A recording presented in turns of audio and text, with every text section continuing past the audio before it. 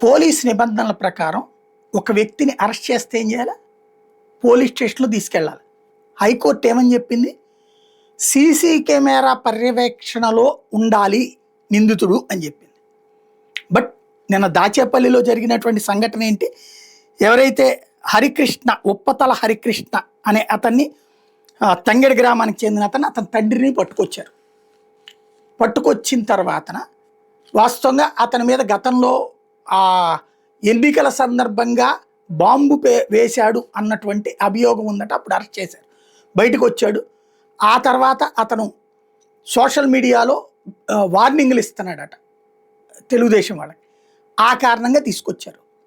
తీసుకొచ్చినప్పుడు అరెస్ట్ చేసి మ్యాజిస్ట్రేట్ ముందు పెట్టచ్చు. కానీ ఏం చేశారు అంటే, ఇప్పుడు కోర్టు క్లియర్గా చెప్పింది కాబట్టి, మొన్న 2-3 కేసుల్లో సీరియస్ అయింది కాబట్టి, సీసీ కెమెరాలు పనిచేయలేదు, ఇట్లాంటి నాటకాలు వర్కౌట్ కాలేదు కాబట్టి వర్ర రవీంద్రారెడ్డి వ్యవహారంలో ఇప్పుడు సీసీ కెమెరా అసలు పోలీస్ స్టేషన్కే తేరనమాట. స్టేషన్ బయట వాళ్ళ నాన్నను కూర్చోబెట్టారు.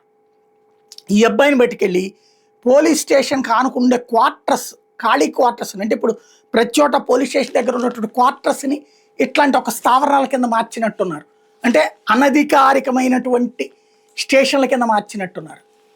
అక్కడ ఇప్పుడు ఈ దాడి ఏది, అతన్ని తీసుకెళ్లారు, చితకబాదారు.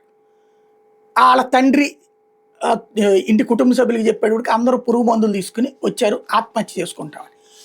ఊరంతా వచ్చింది. ఆటోమేటిక్గా అక్కడ తెలుగుదేశం వైసీపీ ఇద్దరు ఉంటారు కాబట్టి వైసీపీ జనం అందరూ వచ్చారు.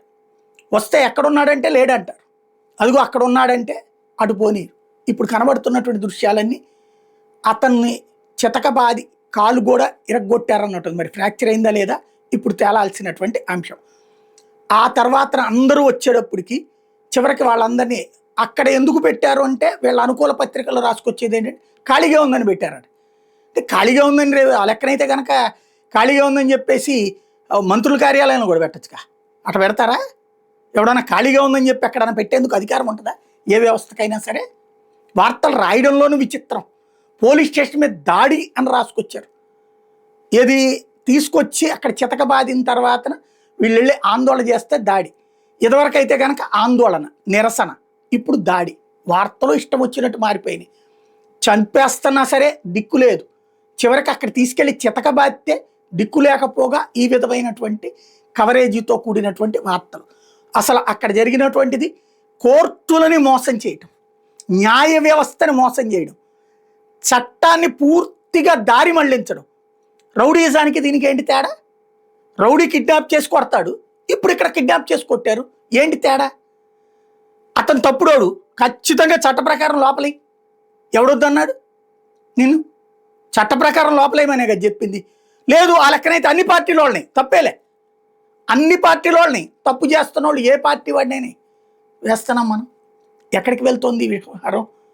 అసలు అక్కడ జరుగుతున్నటువంటి ఆ గొడవ చూస్తుంటే ఇప్పుడు ఇది గొడవగా పోలీస్ స్టేషన్ మీద దాడంటారా? దాన్ని వాళ్ళ బిడ్డ కోసం, వాళ్ళ భర్త కోసం ఆక్రందన అంటారా?